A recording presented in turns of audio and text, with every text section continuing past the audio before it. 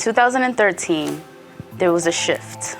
There was a change in my overall behavior. I had my daughter in 2013. Her name is Haley. She was born, I would say 3 weeks before her due date or guest date. And during that time, I was kind of frantic because she was early.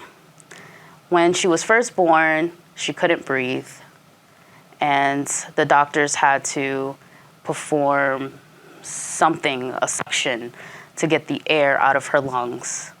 She took her first breath, and I cried.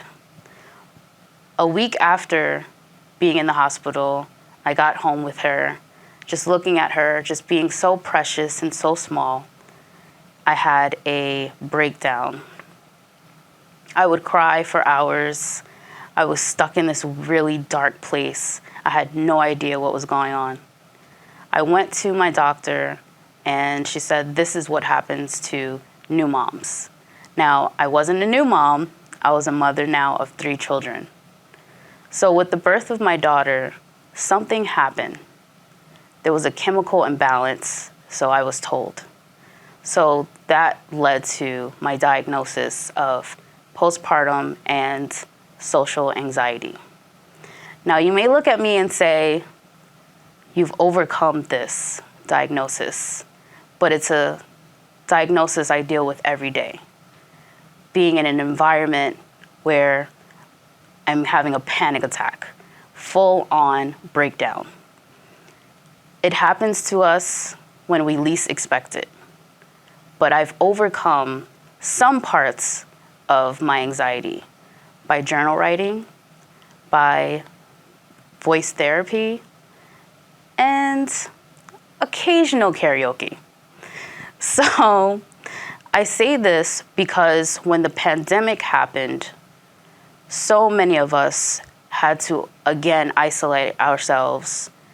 And isolation is not the best when someone is dealing with a mental challenge.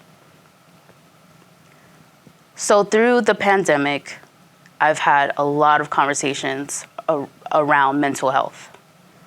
Conversations that led to someone else getting the therapy that they need, or someone else using the tool that I've used, which is voice journals, to say your feelings out loud, record them, and then listen to them, play back, and how did you feel when you had that conversation with yourself?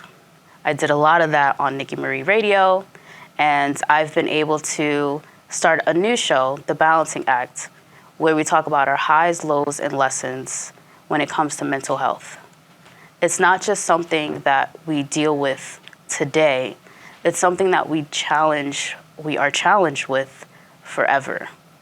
There have been so many people who have taken their lives, and that's somewhere I was. I am a survivor. And I appreciate everyone who has supported me throughout being a podcaster, of being a mom, of being a content creator, and so many other things.